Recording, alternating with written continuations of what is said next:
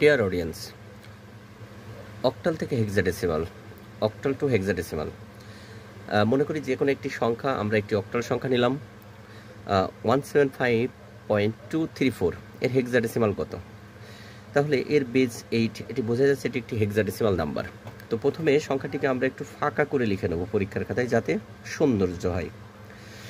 তারপরে আমরা যেহেতু অক্টাল, আমরা মনে রাখবো যে 3-4 অক্টাল থেকে হেক্সাডেসিমালের কথা বলেছে, তাহলে প্রথমে 3 বিটে ভাগ করব, তারপরে সেটাকে 4 বিটে ভাগ করব এবং মানটা বসিয়ে দেবো।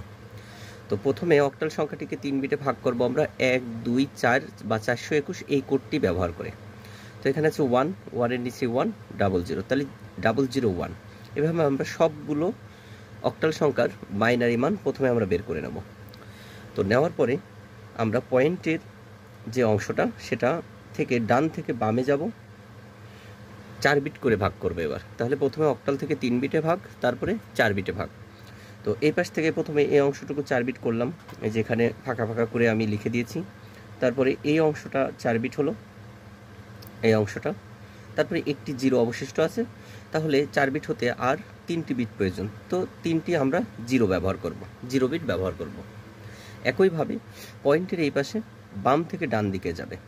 তো প্রথমে এই 4টি বিট আমরা আলাদা করলাম, তারপরে আমরা অপর আর 4টি বিট আমরা আলাদা করলাম এবং একটি 0 অবশিষ্ট থাকে, তারপরে 3টি 0 নিয়ে 4টি বিট আমরা পূরণ করে দেবো।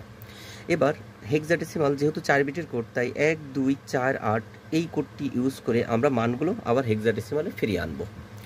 তো প্রথমে 0-র জন্য হেক্সাডেসিমালে 0ই হয়, 4টি 0-র জন্য 0 মান। তারপরে আছে 0,111, তার অর্থ 4 আর 2 6 আর 1 7, অর্থাৎ 7। তারপরে 8 আর 4 12 আর 1 13। চাইলে রাফ হিসাবে এর পরেই ইউজ করে নেওয়া যায় এই নাম্বারগুলো, কোডটা। তাহলে সহজে পেন্সিল ব্যবহার করে করলে পরে মুছে দিলেই হয়ে যায়। 8 আর 4 12 আর 1 13, 13 বলতে হেক্সাডেসিমালে ডি, এটার অর্থ 4। এটার অর্থ 8 আর 4 12 আর 2 14, 14 বলতে হেক্সাডেসিমালে ই। 0 বলতে একটাই 0, মানে 4টে 0 বলতে একটাই 0। তো বামে এবং ডানের 0 বাদ দিয়েও উত্তরটি লেখা যায়, তাই আমি লিখেছি 175.234 বেজ 8 এর হেক্সাডেসিমাল 70.40 বেজ 16। আশা করি সকলেই বুঝতে পারছেন আপনারা। ধন্যবাদ সকলকে।